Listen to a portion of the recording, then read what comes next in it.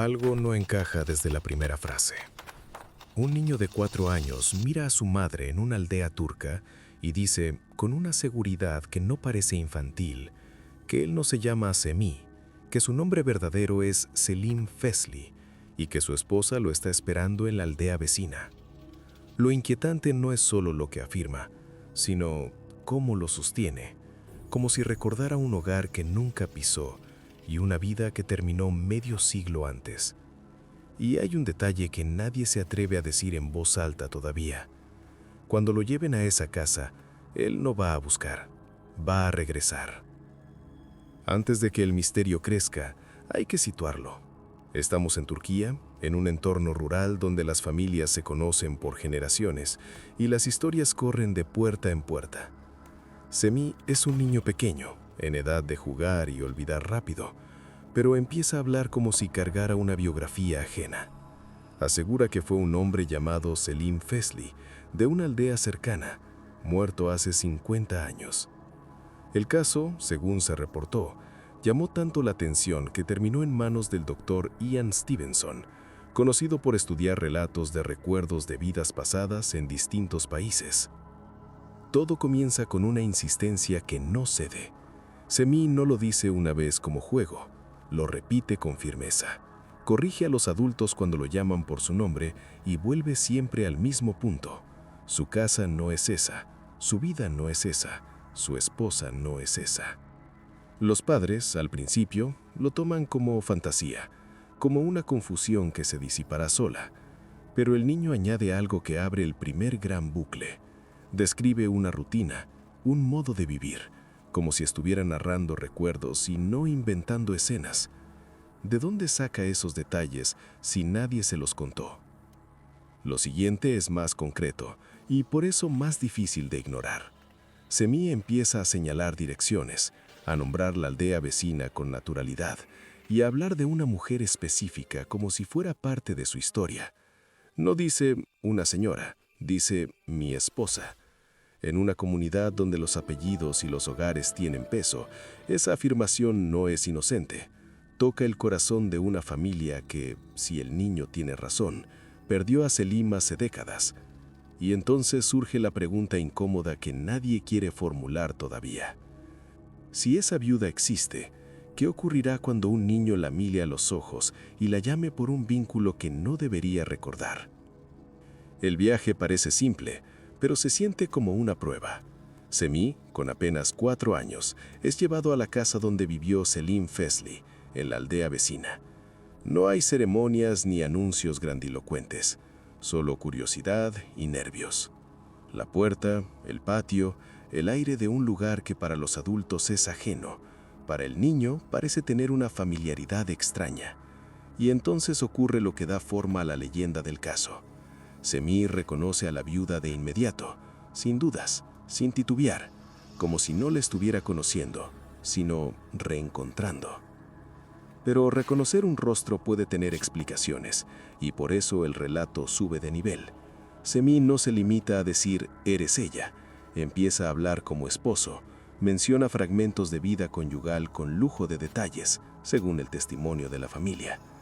No se trata de escenas explícitas, sino de hábitos, discusiones, pequeñas costumbres de hogar que suelen quedar puertas adentro. Los familiares quedan atónitos no por una frase suelta, sino por la continuidad del relato.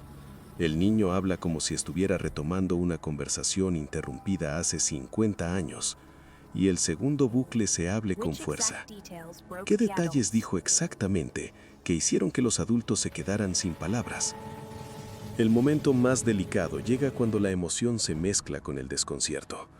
Para la viuda, escucharlo puede sentirse como una herida que vuelve a abrirse, o como una esperanza imposible, o como ambas cosas al mismo tiempo.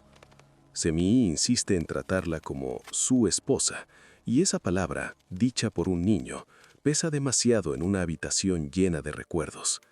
Algunos familiares se acercan para ponerlo a prueba, otros se alejan por miedo a creer.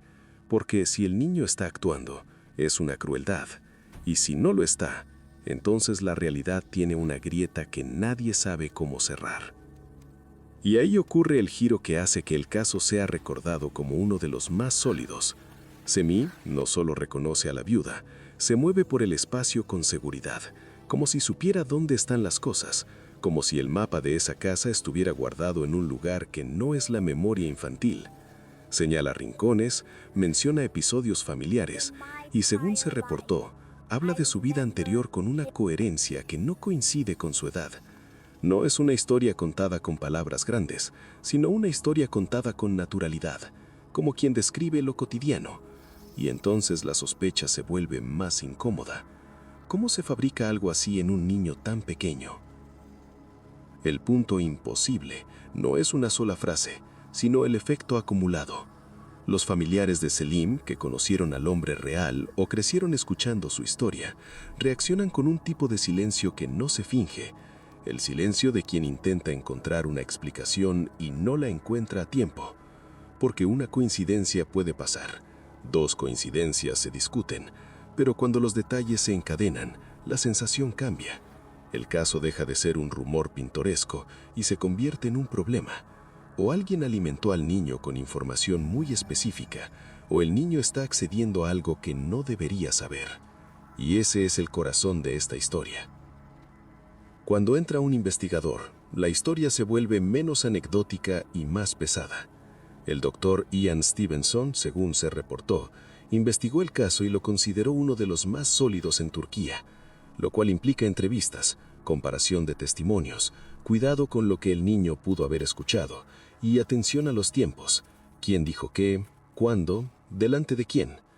La documentación, en este tipo de historias, es tan importante como el misterio, porque una palabra sugerida por un adulto puede contaminarlo todo, y sin embargo, la historia sobrevivió lo suficiente como para llegar a una investigación formal. La pregunta ahora es otra. ¿Qué encontró Stevenson que hizo que el caso mereciera ser tomado en serio? Pero incluso una investigación rigurosa deja espacio para lo racional.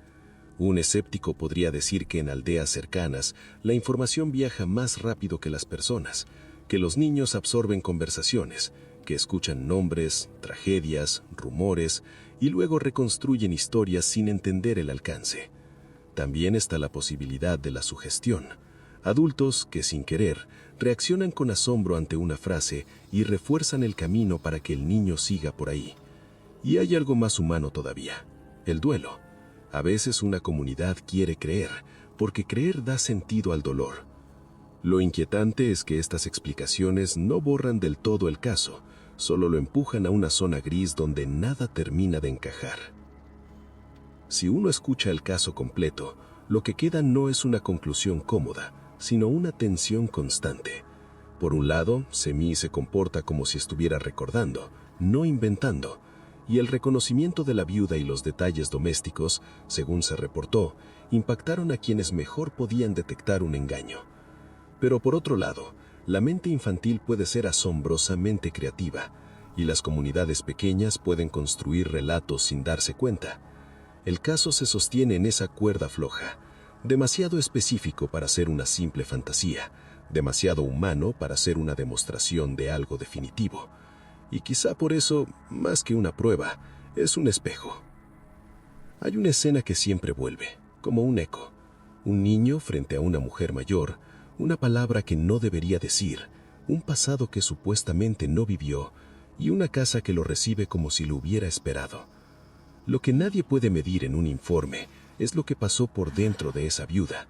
Si sintió alivio, miedo, enojo, ternura o todo junto. Porque cuando alguien afirma «yo fui tu esposo», no solo trae un misterio, trae una responsabilidad emocional que no cabe en ninguna explicación. Y aquí se cierra uno de los bucles. El caso no es solo lo que el niño dijo, sino lo que provocó en los vivos. Y al final, lo más honesto es admitir lo que queda abierto. No sabemos con certeza absoluta qué originó en Semí esa identidad ajena, si fue un recuerdo imposible, una construcción inconsciente o la suma de historias escuchadas al pasar. Pero sí sabemos lo que hace poderosa esta historia. Obliga a mirar de frente una pregunta antigua, incómoda, íntima. ¿Qué es la identidad cuando un niño habla como un hombre que ya no está? ¿Qué es la memoria cuando parece saltar décadas y cuerpos para volver a una puerta conocida? Si esta historia te dejó pensando, dale like y suscríbete para más casos como este. ¿Qué detalle te parece más difícil de explicar? ¿Y cuál sería tu hipótesis?